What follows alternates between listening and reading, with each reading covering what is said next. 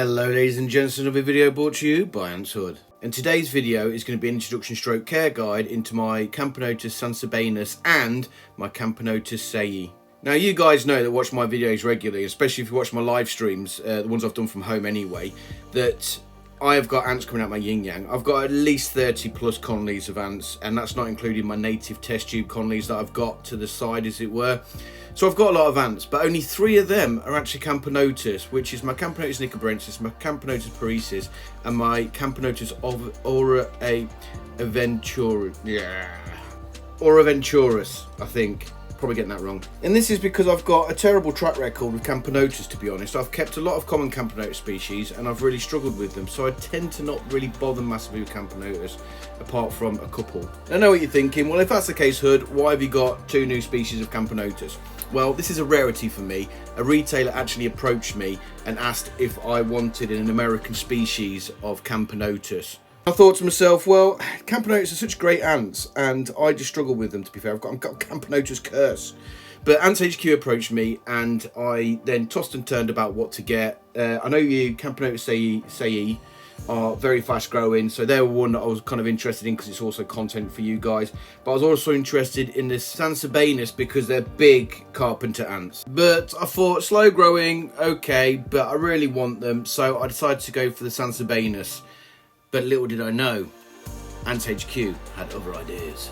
But obviously, as you guys well know, he gave me 2 ants, which was a pleasant surprise. But at the time of unboxing, I didn't know. Now, you guys know I don't do unboxings very much, and the reason for that is because they're pretty boring. But AntsHQ informed me that he's got brand new squeaky clean packaging, and I thought, I tell you what then, I'll do an unboxing. If you're nice enough to give me ants, I'll be nice enough to show you everybody what the new packaging's like. And overall, it's a box that fits with a letterbox, so it's not overly impressive. But what I do like about is what's inside.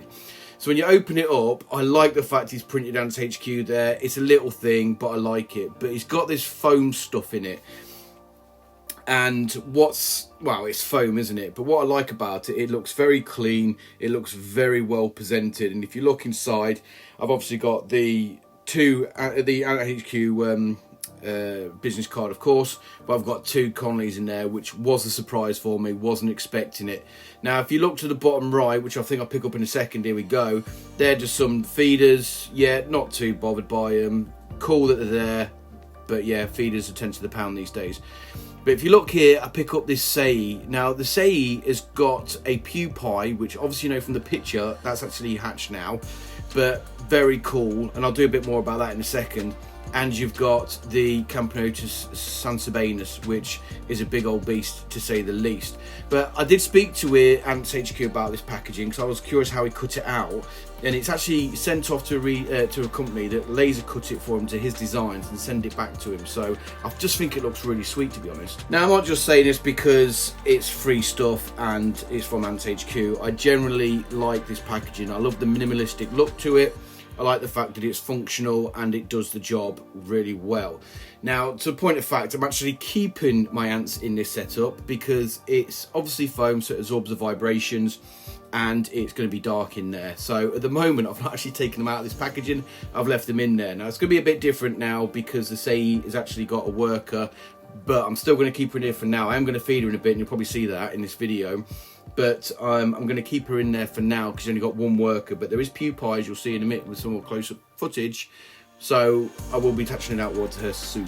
But let's stop talking about packaging and let's talk about ants. Now let's get talking about size first. The queen is about 17 to 19 millimeters. Her workers about 5 to 12 millimeters, and the majors, because they are polymorphic, being Camponotus that is, are 12 to 15 millimeters. And the colony size is quite a good size as well, between 8 and 12,000 in size once mature. Just don't tell the wife because she will not be happy if I get big ants getting that big as well. Ooh. Now, if we take a closer look, you can actually see she's got hairs all over her body. Now, that's the ant, not my wife, of course. And I don't see that a lot in Camponotus, so I think it's kind of cool, to be fair. If we go back to the care guy side of life, rather than me admiring the ant, is that the temperature you want to keep her at is roughly 26 to 28 degrees with a humidity around 50%. Now, the 50% isn't too unusual for Camponotus, and generally speaking, from my experience, Camponotus are quite good at regulating their own humidity, providing you give them plenty of fresh water. But 26 to 28 is kind of like on the warmer side of life when it comes to Camponotus species. So I'm probably going to keep mine at around the 26 kind of mark, just because the ambient temperature in my room is 25 as we speak. Believe it or not, from what I found, these guys actually hibernate. Now, I can find very little to no information on what temperature they need to hibernate at. So I'm going to take a wild punt looking at the areas that they roam in, which is Southwest United States and North Mexico, that I'm going to probably hibernate them at around normal room temperature-ish. Wow, I say normal room temperature, so I'm looking at around 15 to 20 degrees C. But during that time, I am going to keep feeding them, obviously, because they will still be active. But it'll be more of a diapause or dispause, whichever you pronounce it, because they'll still be active, but egg production will slow down. Yet again, there is not a lot of information on these girls, and I can't find anything that tells me how long it takes from egg to adult. But due to the size of them being Camponotus, I'm going to make a guesstimate and say it's going to be 2 to 3 months from egg to adult. Not as quick as Camponotus nicobrensis, which is like 28 days. These guys will take a little bit longer. Now, this is the day I got her, and I just took a quick video, and you can see she's got a nice little clutch of eggs, which is awesome, and she's looking very healthy as well. This next video I took was probably about 7 days later, and you can't see it yet because it's fuzzy, but later on in the video you'll see she has also now got a pupae as well. Just there you can see it, she's got a pupae. I don't know how long that's going to gestate for, hopefully not too long, because I'm looking forward to these guys getting workers. But she had a nice little batch of eggs. She had well, not eggs, larvae, and she didn't eat them coming through postage, which for Camponotus is a bonus because they do tend to eat their brood if they get quite stressed. So the fact that she managed to keep a brood and she arrived like she did is really, really good, and hopefully a good testament to AntsHQ, who obviously supplied these for me. Now, she is a meticulous cleaner. In the last video, I think you've seen it a little bit, but this one you can clearly see she's spending a lot of time cleaning her brood, and practically every time I've had her out, she has been to look at her, or to film, I should say, she's been meticulously cleaning the larvae. So she's obviously a very attentive mum, so I'm hoping big things from this girl, that she is going to grow spectacularly. Now, we all know the Camponotus curse that I've got, so let's hopefully kick it with this girl. But let's go look at the Camponotus Sayi. Now, I've heard a couple of names for these, to be fair. I've heard the Camponotus Sayi, which I'm referring to as Camponotus bicolor, and also Camponotus discolor. But what I can gather is they're all referring about the same ant, so I'm going to call it the Camponotus Sayi. Now, what I love about them is the fact that she's got a black butt and she's got a really nice tan of red on her body. Now, this was taken when I first got them, and you can see I got some pupae. Now, one of those workers actually hatched, which I think you see in one of the other pictures I've showed before, and the workers are the same colour. So when they get big, these are going to look awesome.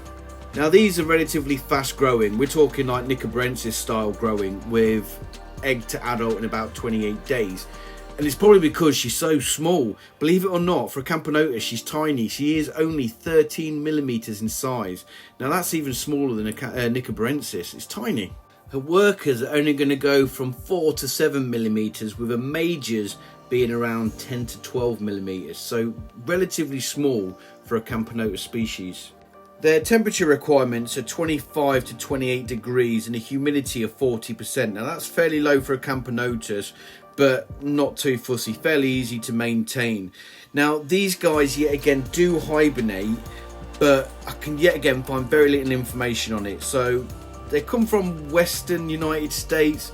So with that and their temperature requirements, I'm going to say that these are going to be the same, hibernate at around 15 to 20 degrees. But yet again, keep feeding them because they are going to be active. They're just going to have a dispause in egg production. I did actually film myself feeding these, but obviously, me being me, I completely forgot to hit the record button, which is always great. But as you can see here, the queen is tucked into that fruit fly that is no tomorrow, and the worker has gone straight to the Antantics blue goo. Ants sugar snaps, I think he calls it, but blue goo's a much better name. So as you can see, that it is gorging itself in its social stomach with all the blue goo, and it's swollen up and it looks blue, which is kind of cool. But this queen has gone to town on this fruit fly. She doesn't relent until she realises there is some sweet stuff. Now, Camponotus, as a rule of thumbs, need protein, in the arts of insects and stuff like that, and they, including baby mouse, because I gave a baby mouse to my Nicobrensis, as you remember rightly from my previous video, and carbohydrates in your sugar water or some kind of honey water or whatever. Look at that little batch of eggs she's got. It's cool. Well, larvae and pupae, to be fair. But I'm going to keep this in real time because I find it really interesting watching her go to town on it. And I've got another video that I'll put at the end of this as well, because obviously she proper mushes up the fruit fly, which is kind of cool to see. But she keeps doing this for a little while, and there's the little worker. In fact, I didn't realise this, but the worker's kind of slightly lighter than what the queen is. Not to detract from the colour, because it still looks really cool. And hopefully, once we get some more workers and the majors will be dark like the queen is. But yet again, she is very, very small, like I pointed out before. But while we're waiting for her to suck up the blue goo, which she's about to get onto shortly, as you can see that she is very healthy yet again. There wasn't a worker when she arrived. She didn't eat all her brood, hence why I've got a worker now. And I've got a nice little pile of brood there as well. Look, the worker's like checking out. Look, there's some blue goo over there. Check it out, Mum. So here she goes over. That fly looks pretty mushed, but it gets even worse. And look how much blue goo there is there. And then just watch her, how much of it she drinks. There is quite a bit. It was only a little drip, but for a size, there's quite a fair bit of blue goo, and she is sucking it all up.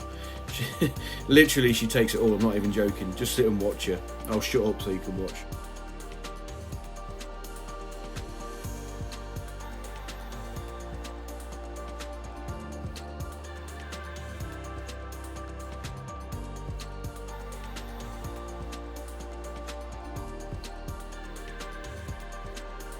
Look at that, it's completely gone. I didn't even know that her stomach was big enough to take all that stuff in, but she clearly has.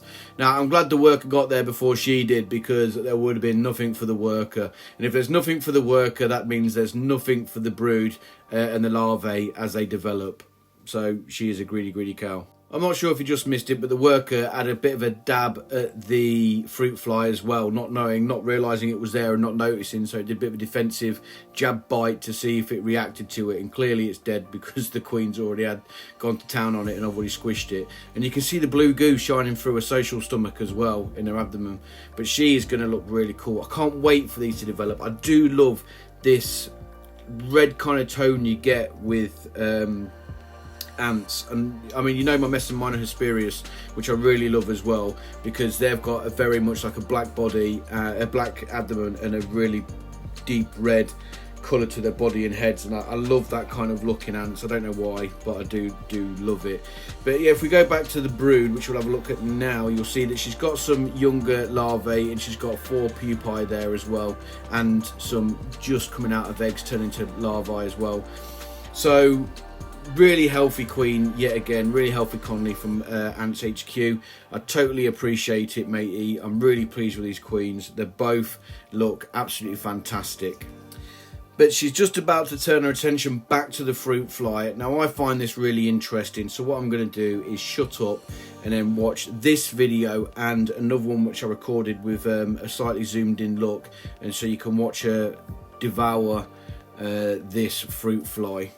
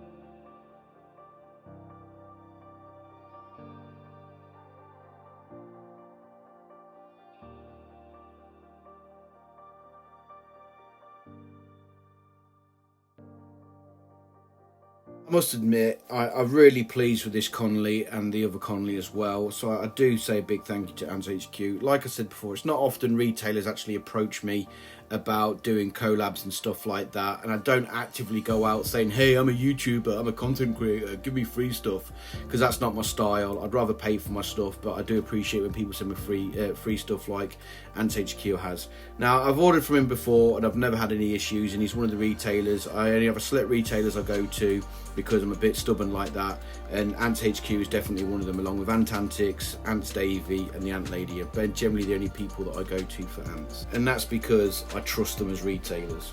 But that's it for today then, guys. I do hope you enjoyed this video. If you liked it, by all means please hit the like and subscribe, because it helps me with my algorithms with YouTube. Also, if you want to get hold of me, I'm on Facebook and Instagram. Just search for AntsHud and you will find me. And I've already said it enough already, but I'm going to say it again. A big thank you to AntsHQ for giving me these two Connollys. I will put a link in the description below so you guys can check out his webpage. Also, a big massive thank you to my Patreon supporters. That's Adam W, Adrian, Antantics, Anty Matters, David D, Jason W, Paul A, Pavance, PJGrant, and the 530 Ski. Because without your continued support, my channel wouldn't be what it is today. You can find a link to my Patreon down below. I've also started a YouTube membership, so if you want to join on that, you can click the link in this video. And I've only got one so far, and that's Anty Matters. So a big thank you to you too, pal. But that's it for today, then, guys. I do hope you enjoyed this video, and I look forward to seeing you in my next one. Bye for now.